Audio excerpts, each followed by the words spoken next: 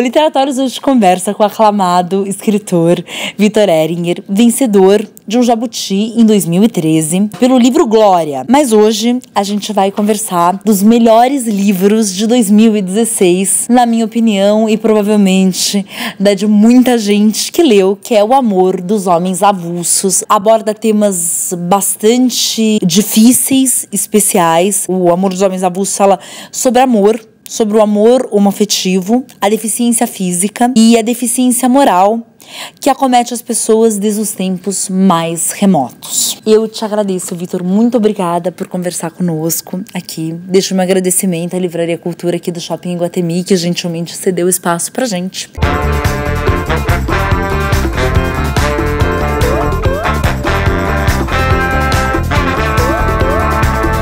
Qual é o cheiro do grande amor? Qual que é o cheiro do seu grande amor? Eu acho que há perfumes e perfumes, né?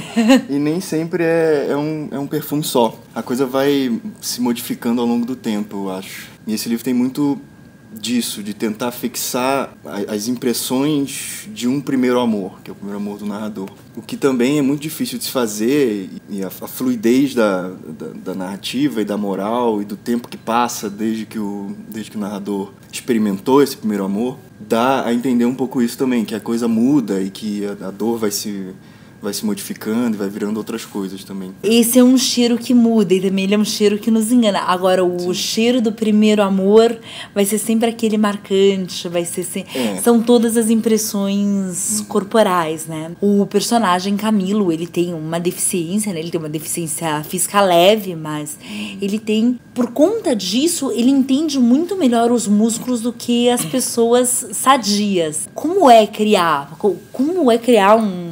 um personagem com esse tipo de questão e olhando para o próprio corpo de uma maneira diferente. O interessante essa foi uma questão que surgiu para mim enquanto o personagem estava se formando, nos inícios, nas primeiras reescritas e tudo mais. Essa questão apareceu, que o personagem me deu essa questão. É um clichê que a gente costuma usar, mas é a pura verdade, isso realmente acontece. E aconteceu justamente porque a visão que ele tinha das demais crianças ao seu redor era completamente diferente. E era completamente diferente porque ele não tinha ele não estava imerso totalmente no seu próprio corpo. Claro. Então, essa questão corporal não vem necessariamente dele ser manco ou ter uma deficiência qualquer. Veio da observação que ele causou em mim como autor, que se transformou em algo corporal. O meu processo é extremamente imersivo, assim. Eu realmente incorporo o personagem e o livro, eu vivo a coisa durante muito tempo.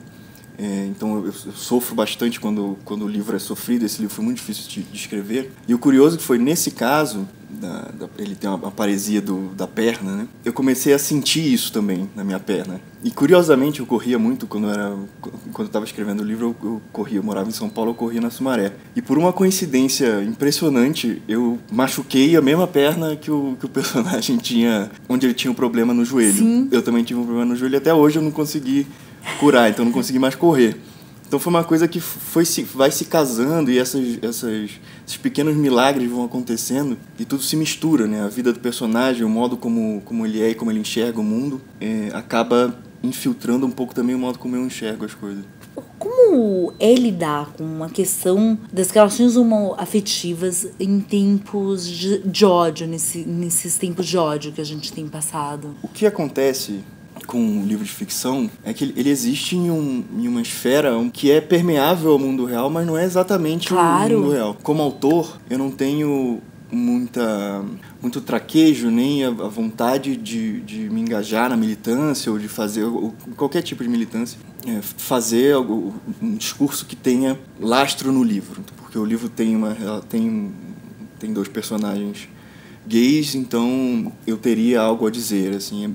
É muito difícil, porque é uma questão muito delicada e é tão óbvia para o meio literário e para as pessoas que são minimamente ternas entre si, que é uma coisa absurda e abismal. O que esse livro me ensinou, como pessoa e como autor atuante no mundo, é que a gente consegue entender que as relações também passam pela ternura, assim, mesmo as relações de raiva, mesmo as relações de debate, como a gente vê recentemente, de alguns anos para cá, o debate acirrado, a problematização no Facebook, etc., esse tipo de coisa, os linchamentos morais e tal. Isso também pode ser feito com certa ternura, e a ternura advém do fato de você se colocar no lugar do outro de uma maneira não canhestra, assim, não, eu imagino como seria isso, como seria viver assim, sobre certo tipo de pressão e tal. É outro tipo de relação, que é a relação que eu tentei fazer com a lista que tem no livro. Sim. Que é como você insere o leitor, antes dele ler o livro, na espinha dorsal do livro, que é a relação entre o autor e o seu leitor, com os seus primeiros amores. Essa conexão que eu fiz com os leitores me ensinou esse tipo de ternura. Porque eles confiaram em mim sem saber como o livro seria, alguns sem nem terem lido os meus livros anteriores, e simplesmente contaram para mim, alguns contaram histórias que não eram para aparecer no livro, mas queriam contar. Pessoas desconhecidas contaram coisas para mim muito íntimas sobre os seus primeiros amores, e isso me deu um estalo. Cheguei à conclusão de que há uma maneira de furar essa solidão do trabalho de ficcionista e da própria ficção.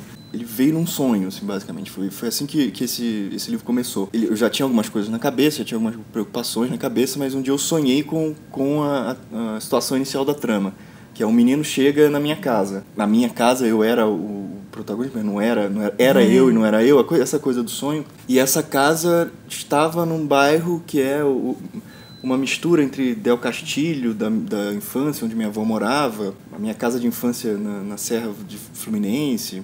O bairro foi tomando forma a partir dessas impressões iniciais, então foi uma coisa bem diáfana, assim. O bairro foi nascendo, por isso que não é um bairro específico, por isso que não é Del Castilho. Os personagens e a história se dão num tempo mais ou menos mítico, assim. O bairro, o cenário também me surgiu como sendo mais ou menos mítico. E o Quein se tornou vivo para mim. E essa coisa da senzala das fachadas, por exemplo, históricas do Rio de Janeiro, que são todas preservadas, isso é impressionante, porque tanto no centro, na Lapa, nos bairros mais antigos do Rio, há fachadas e só fachadas, porque você tem que preservar a fachada, mas o restante do terreno não tem problema. Então, a fachada fica e às vezes é um estacionamento, às vezes é outro prédio moderno atrás. Essa confluência entre o histórico e a derrubada constante do Rio de Janeiro. O Rio de Janeiro é uma cidade que arrancou um morro da paisagem para fazer o aterro do Flamengo, é o Morro do Castelo. É uma cidade que é sempre em ruína e sempre se refazendo. Então, o Quein também tem um pouco disso. Apesar de ser mítico, eu não poderia fingir que não está no Rio de Janeiro. Claro que não está. Então, essa questão da história que se derruba também é bastante importante. Como é que foi tua formação literária vivendo no Chile e na Argentina? Quando eu voltei para o Brasil, do Chile, eu tinha sotaque, não falava português direito mais. Ai, que divertido. Então, a influência da língua espanhola foi muito grande. Sim. Muito mais do que a da literatura no momento. Então, eu estava lá porque eu era muito novo. Então, ainda não tinha... A gente lia no colégio as coisas, mas eu não tinha ainda a percepção do que era realmente a literatura chilena e a literatura argentina. Depois, quando eu voltei para o Brasil, e eu lia como pílula de nostalgia, né, porque eu sentia muita saudade... Aí sim que a sombra do Borges, a sombra do Cortázar começaram a ficar acachapantes. E aí eu entendi onde eu estava, onde eu tinha crescido, e de que, de certa maneira, tanto a língua espanhola, o chileno, o dialeto chileno, quanto a literatura do Chile e da Argentina faziam parte da minha formação. Isso eu demorei para entender. Porque também é sempre uma coisa proposital, né? Você nunca recebe uma influência que você não controla. Então, além da literatura argentina e a chilena, tem o Machado de Assis e o Manuel Bandeira. O Machado e o Manuel Bandeira são os meus dois pais, assim. Eles me formaram, mais do que como escritor, como pessoas. A minha personalidade tem muito disso.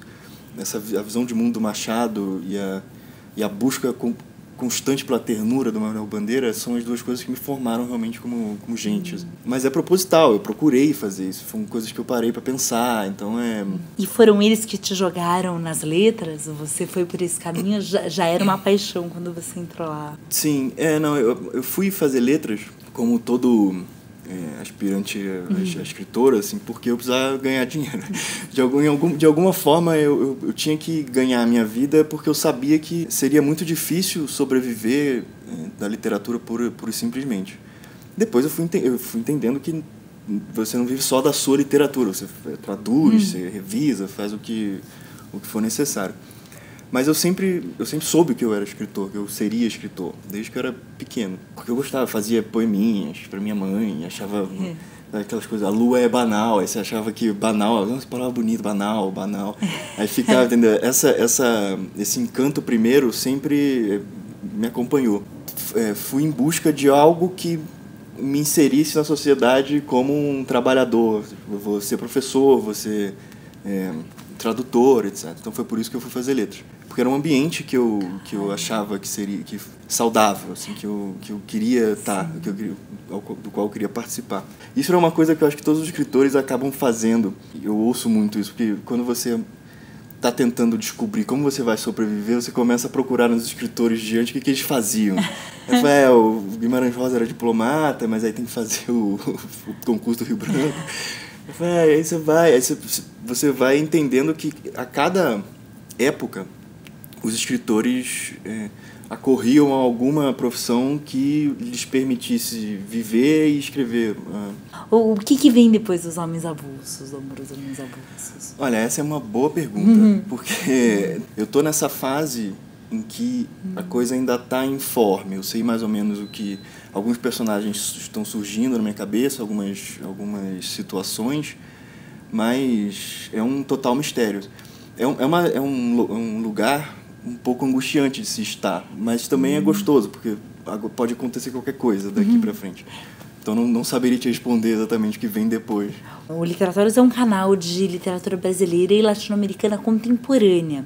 Nosso público aprecia muito as indicações, né? Eu queria que você deixasse algumas indicações dessas categorias que a gente tanto gosta. A literatura brasileira contemporânea, eu acho que, por exemplo, a Marília Garcia é uma poeta impressionante, assim, eu já escrevi muitas coisas a respeito da obra dela enquanto eu estava na academia. E o Ricardo Domênico também, que além de ser um ótimo poeta, ele edita a Modo de Usar, a revista Modo de Usar, que ele tem um apetite pantagruélico assim, para descobrir a nova poesia que está sendo feita não só no Brasil, como na Europa. Ele mora em Berlim. No romance eu gosto muito do Zé Luiz Passos. O Zé Luiz foi meu professor, não foi meu professor, ele fazia parte do mesmo grupo de machadianos que eu, da Casa Rui. Então, de vez em quando, ele vinha dos Estados Unidos para dar palestras e tudo mais, eu encontrava ele. E esse romance novo dele é impressionante. O Marechal de Cós é um romance muito bom.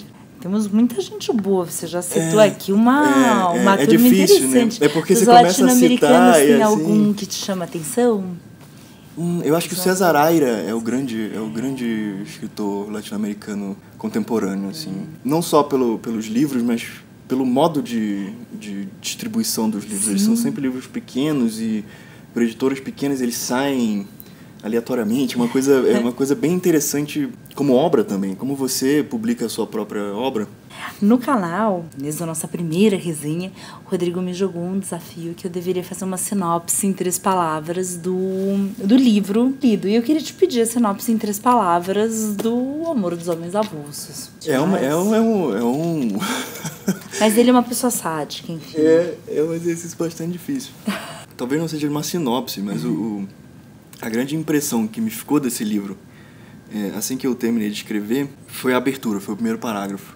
As 3 palavras que ficaram foram amarelo, cerveja, podre. Porque foi tão impactante eu reler a descrição de um cenário num espaço tão curto. Que era isso, assim, era o calor abrasante do Rio de Janeiro, com a rua com semi-saneamento básico e o amarelo do Rio de Janeiro. A cidade do Rio de Janeiro sempre foi muito amarela pra mim. Vocês acham que é verde, que não sei o que, mas pra mim sempre foi aquele amarelo ocre. Por isso que eu achei tão interessante que a capa do livro ficou amarela também. Foi uma decisão tua ou foi um acaso? Não, o capista, aliás, essa capa é maravilhosa. Ela é linda. Eu adorei, assim, quando eles me mandaram, eu falei, não, é essa aí. Eles me deram opções, eu falei, essa capa é maravilhosa. E ela já era amarela, eu não tive que falar, não, bota o fundo amarelo pra ver se fica legal, tá? Então foi... Você só pegou bem a ideia. Foi perfeito. Hoje a gente conversou com o Vitor Eringer, que eu agradeço novamente pelo tempo dispensado. Eu que agradeço o convite, pela conversa e pelo elogio. Até o próximo Literatório. Tchau, tchau.